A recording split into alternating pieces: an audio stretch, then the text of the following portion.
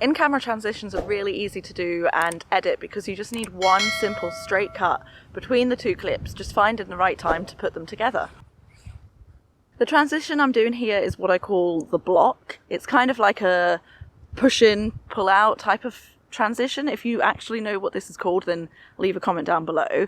And with this, you just take any object. In this case, I'm using my hand because it's something that I always have with me, and I just cover the lens with it. And then move your hand away from the lens in the next shot. Like I said before, you could use this with almost any object, so you could shoot some epic B-roll, but just make sure whatever object you use, either push in so far that it completely goes to black, or use objects of a similar color.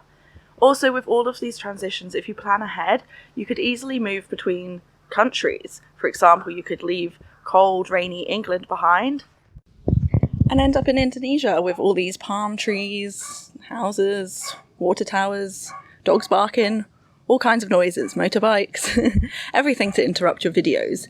But you could always leave again and then back to England. Another B-roll transition that you can use is a kind of wipe block mask transition. I did make a tutorial before about how to actually do a mask transition, so check that out, link up here or in the description below. And with this, you just essentially move the camera left to right or right to left, passing by an object that completely covers the frame. And then in the next shot, you will kind of reveal the new location from a similar object. A tree or a wall works really well. If you can't find a suitable object to pass across, then consider carrying something with you, such as a leaf or a twig, just something that you could actually mimic as a wall or a tree or something to pass in front of the camera. This next transition I call sky to sky, or it could also be floor to floor, and it's similar to the previous ones in the sense that you cover the frame with something. In this case, you just whip pan up to the sky and whip pan down from the sky in the new location or the new shot. It works best if you try to do both shots when it's completely overcast or completely clear, so then you don't need to worry so much about matching the clouds. This next transition is called the whip pan, and this is actually the official name, I know this one. And it's similar to the pan up to the sky thingy, but with this one we just pan the camera left or right in a kind of quick movement, hopefully, and then in the next shot start the next shot with the same movement. Just make sure to keep the direction the same again. Anyway, it is ridiculously hot out here, like 32 degrees hot, so let's go back inside.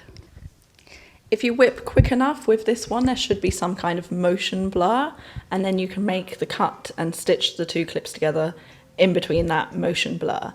Obviously, this is something that I am still working on, and it would work better if you had like a quick moving gimbal or something like that, so it would be a bit more steady and not go up and down so much.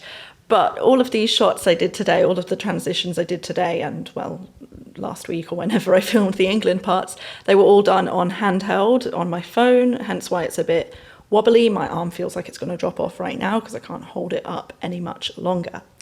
Anyway, I am back home in Indonesia, which I cannot tell you how much of a relief that is. I am feeling a lot more relaxed. I am obviously a lot hotter and sweatier, and I will be turning this mess of a room into some kind of studio. So don't forget to subscribe so you can watch more videos from my new YouTube studio.